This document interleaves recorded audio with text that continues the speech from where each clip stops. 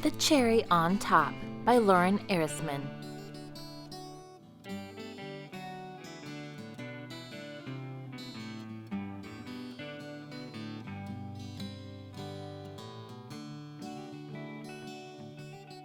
This is the story of Molly and Polly, two cherries that have been attached together at their stems since they were just blossoms on the tree.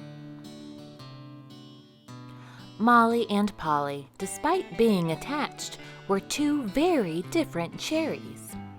Molly was dramatic and outgoing and liked to be the center of attention. Polly liked to take things slow and steady and preferred things to be perfect and proper.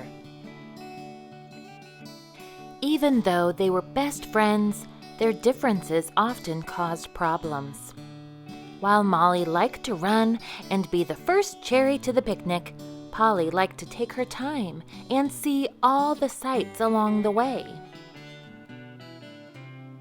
While Polly wanted to make her drawing look just right, Molly was busy making a big, brilliant mess. But they did have one thing in common. They both dreamed of being the next cherry on top. If you were chosen as cherry on top, you got to sit on the top of an ice cream sundae and be the star. The cherry on top was the single finishing touch that made a nearly perfect dessert perfect. Molly wanted to be the star.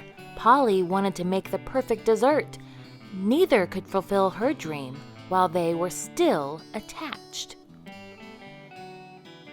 So, when Sunday Fun Day arrived, Molly and Polly were very excited.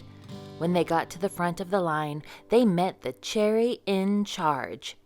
"You need to run really fast in opposite directions to break your stems apart," he said. They decided to give it a try, and finally their stems were separated and they were free to do things their own way. Polly carefully counted all the sprinkles on her way up her sundae, and it was the perfect number. 100 sprinkles is the exact amount I need for the perfect dessert, she said. "I don't have to wait for Polly. I can just run right up," said Molly as she jumped over the whipped cream. But when they reached the top of their sundaes, it wasn't all sugar and sweetness as they had expected. "Isn't it great up here, Polly?" Molly asked, looking to her side before remembering that she was alone. This made her feel like she had a pit in her stomach.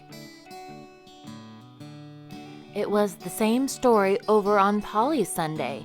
"I miss Molly and all her excitement and energy. I wish she was here cheering me on," she said.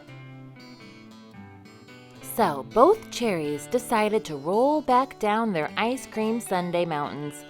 They found each other at the bottom. "I thought I wanted to be separated so that I could shine and be the star," said Molly. "But it wasn't as much fun without you there to share it with me." "And I thought I wanted everything to be perfect, but it ended up being dull and boring being all alone," said Polly. "I wish our stems were still attached," said Molly. "Me too," said Polly. "I have an idea."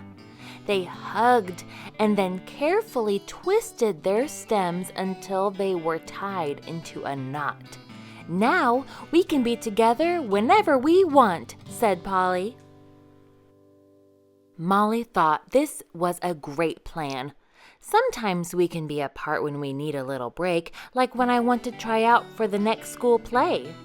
Or when I want to sit in the sunshine and read a book," agreed Polly. "But when we want to play jump rope games or enter a two-stemmed race, we can still be together like we used to," said Molly.